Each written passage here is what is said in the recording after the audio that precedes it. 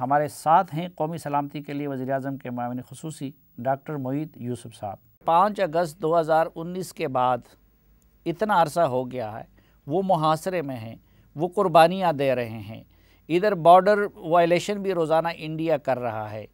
उनको उम्मीद दिलाने के लिए इस हुकूमत ने क्या किया? आपने हुर्रियत कॉन्फ्रेंस वालों को क्या बताया? आपके पास इस वक्त क्या ऑप्शन है? डिप्लोमेसी के ज़रिए आप कुछ कर सकते हैं, किसी और फोरम पे कर सकते हैं। मैं कश्मीरियों को किस बुनियाद पे उम्मीद दिलाऊं, क्योंकि 1.5 साल में तो मैं उनके लिए कुछ नहीं कर सका। साहब, मैं आपको इसका जवाब जो है ना बिल्कुल सादा सा दे देता हूँ। कल जो मैंने वहाँ पे वक्त गुजारा और जो वहाँ गुफ्तगू हुई हुर्रियत के लीडरान से और जो बातें उन्होंने हमें बताई, उसके बाद मैं आपको ये कोई सियासी बात नहीं कर रहा, वो सूख से कहता हूँ कि मेरा दिल तो खुशी से भर गया, क्योंकि वो जिस तरह ये बात कर रहे थे कि जी पाकिस्तान की रियासत खड़ी हुई है बड़े अरसे बाद, हर जगह पे हमें सपोर्ट कर रही है, वो छोटी छोटी चीज देखते हैं। उनके लिए अक़वाम मुत्तहिदा में जो गुफ्तगू हुई उनको पता है, ह्यूमन राइट्स कमिश्नर की जो रिपोर्ट आई उनको पता है, ईयू डिसइंफो लैब के बाद जो पार्लियामेंट में इंक्वायरी शुरू हुई ईयू के, वो उनको पता है। सो बात यह है कि उनको ये नजर आ रहा है कि चीजें हुई हैं, पाकिस्तान खड़ा हुआ है और पाकिस्तान के बगैर इस तरह दुनिया रिस्पॉन्ड नहीं करती। अब मुझे बताइए, कल एक खबर चल रही थी कि हिंदुस्तान ने कहा है, गवर्नमेंट ने उनकी, कि हम वहां पे ये 3G वो जो भी होता है आपका ये मोबाइल या जो बंद था वो दोबारा खोल देंगे। अब दो तरह है इसको देखने का। एक तरीका यह है कि आप मेरे से कल प्रोग्राम करें और आप मुझे कहें लो जी अब तो उन्होंने वो भी खोल दिया, मामला ठीक हो गए। दूसरा तरीका यह है कि वो इतने अंडर प्रेशर हैं, वो इतनी दुनिया से सरजरिश हो रही है, उनको नजर आ रहा है कि वो दलदल में फंसे हैं, कि अब वो बैक ट्रैक कर रहे हैं, स्पेस क्रिएट कर रहे हैं। तो ये खुद ही तो नहीं हो रहा, बहुत सी चीजें पसे पर्दा होती हैं, बहुत सी चीजें पब्लिक में आ जाती हैं, लेकिन हमारे पास डिप्लोमेटिक जो कोर्स है वो हम यूज कर रहे हैं, जो लीगल कोर्स है वो भी। सो अभी पॉइंट ये कि ओवरनाइट अनफॉर्चुनेटली तब्दीली नहीं आएगी, ये मैं मानता हूं। इस तनाजे का हल कल परसों नहीं हो सकता, और ये वाकई दिल दुखता है ये बात सोच के। ये जो आपने फरमाया कि बहुत सारी चीज़ें पसे पर्दा हो रही होती हैं, तो कहीं पसे पर्दा ट्रैक 2 के ज़रिए या किसी और मुल्क के ज़रिए इंडिया के साथ मुज़ाकरात तो नहीं हो रहे हैं कि प्राइम मिनिस्टर ने उनको ओपन मुज़ाकरात की दावत दे दी? नहीं हो रहे। अगर हो रहे होते तो मुज़ाकरात देने का क्या मकसद था? देखें, मैं आपको याद दिलाता हूं, कोई पसे पर्दा ट्रैक 2 के ज़रिए किसी और चैनल से नहीं हो रहे। और मैं आपको बताता हूं कि पाकिस्तान ने तो देखें शुरू से कहा ना कि अमन के लिए कोशा है, चाहते हैं अमन आए। अब बात यह है कि ये दूसरी तरफ ये हालात थे कि जब एक जिक्र हुआ कि जी शायद वो बात करना चाहता हो हिंदुस्तान, तो आगे से जवाब आया कि जी बिल्कुल नहीं, हमने तो कोई ऐसी बात नहीं की। ऑलमोस्ट एम्बेरसमेंट थी।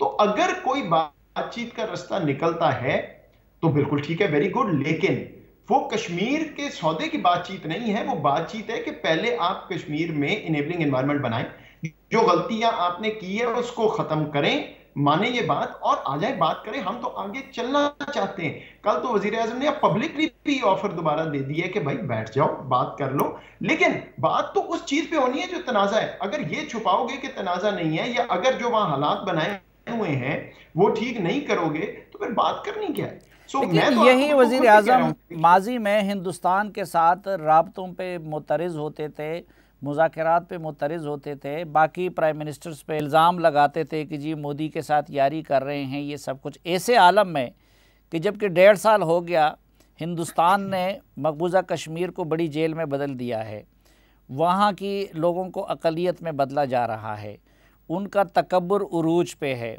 वो हर फोरम पे पाकिस्तान से बात करने को तैयार नहीं है, उनकी तरफ से कोई ऐसी पेशकश नहीं आई है।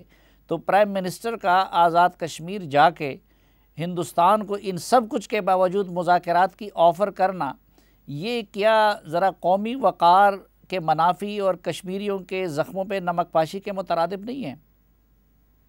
नहीं, ये तो ऑपोजिट बात है। देखें, जो आप कह रहे हैं ना कि जी वो हिंदुस्तान का दोस्त, वो तो ये है कि हम बातचीत छोड़ देंगे, कश्मीर की कोई बात नहीं करेंगे, चलें जी कोई और बात करते हैं। यहाँ क्या बात हो रही है कि भाई आपकी 1.5 साल में जितनी सरजरिश हुई हमें पता है, हमें मालूम है कि मकबूजा कश्मीर में क्या हालात हैं, हमें मालूम है कि आप फंसे हुए हैं।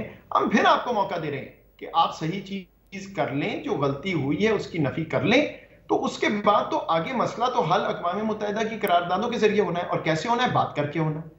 तो ये तो बिल्कुल ऑपोजिट चीज है। हम तो ये कह रहे हैं कि हमें नजर आ गया कि आप फंस गए हैं, आपसे कोई रास्ता नहीं निकल रहा, तो बजाय अपना मुंह छुपाने के 50 साल यही बात करने के, हम हाजिर हैं, बात करें, अक़वाम मुत्तहिदा की करारदादों पे ये जो आए, आप कश्मीर हल करें ताकि ये खिता आगे चले। ये सो जो आप लोग मुझे तो कहते इसमें हैं कोई कि किसी किस्म ये जो आप लोग कहते हैं कि हिंदुस्तान पहले माहौल को साजगार बना दे या इनेबलिंग एनवायरनमेंट बना दे तो तब बात की, उससे क्या मुराद है? हिंदुस्तान क्या क्या स्टेप्स उठाएं तो उसके बाद मुज़ाकरात हो सकते हैं? देखिए, वो स्पेसिफिक्स तो बहुत ज़्यादा है, लेकिन मैं उमूमी बात ये कर देता हूँ कि जो उन्होंने मुहासरा किया हुआ है, जिसको मिलिट्री सीज बार बार बात होती है, वो उनको ख़त्म करना पड़ेगी, साफ सी बात है। उसके अंदर बहुत सी चीज़ें आ जाती हैं। आप डोमिसाइल लॉ लाए हैं, आप कोशिश कर रहे हैं कि मुसलमान अकलियत बन जाए वहाँ, लोगों को ज़मीनें दे के, फिर ये है कि आपने वो पकड़े हुए सारे लीडरान और लोगों के बच्चों को आप शहीद करके उनकी मैयत भी, सो वो तो एक पूरी लिस्ट है। लेकिन बुनियादी बात ये है कि नहीं, जो सिर्फ आपने मुहासरा गैर ख़त्म कानूनी करना काम, शर्त है या जी, कि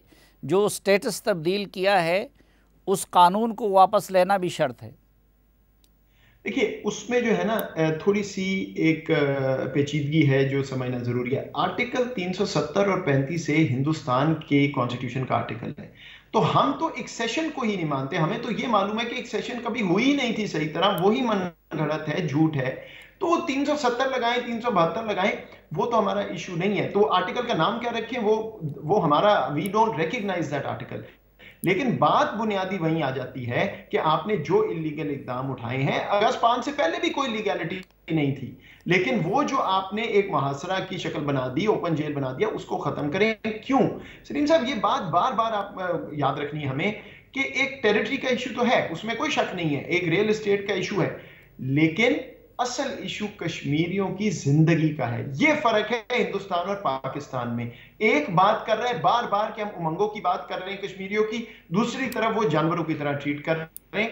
ये फर्क सामने रखें, इसको जब वो अकल के नाखून लेंगे, रिवर्स होगा, बातचीत का माहौल बनेगा, तो बात तो करना मेरे नजदीक अल्टीमेटली अगर आपने प्लेबिसाइट कराना है तो बात करके ही होगी ना। वो ये जो हमारे chief of general Qamar Javed Bajwa साहब ने भी 2 रोज़ कबल ये कहा था कश्मीर के कंटेक्स्ट में कि इंसानी अलमिया ख़त्म करने का वक्त आ गया है, इसको आप किस तरह एलेबोरेट करेंगे, क्या तशरीह करेंगे उनके इस बयान की?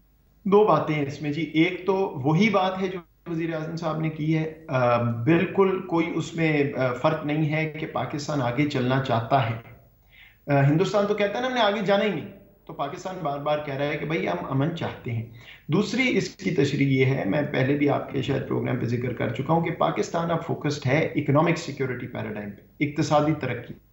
उसके लिए हमें क्या चाहिए, कनेक्टिविटी चाहिए, राहदारी यानी हमारी जियो इकोनॉमिक लोकेशन जो है उसका इस्तेमाल, उसके लिए डेवलपमेंट पार्टनरशिप्स चाहिए, हमें असिस्टेंस नहीं पार्टनरशिप्स चाहिए। और तीसरा, जब तक अमन नहीं होगा खित्ते के अंदर, तो ये किस तरह राहदारी और डेवलपमेंट पार्टनरशिप्स होंगी।